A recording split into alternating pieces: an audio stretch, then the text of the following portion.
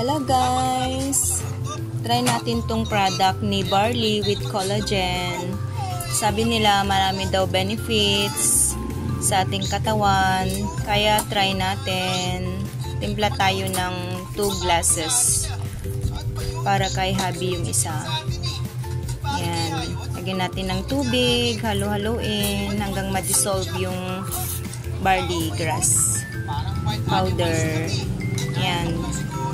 Tapos, lagyan natin ng ice para malamig.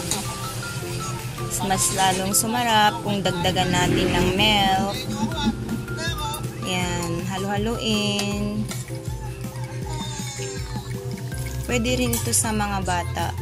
Maraming health benefits ang barley. Lalo na ito with collagen.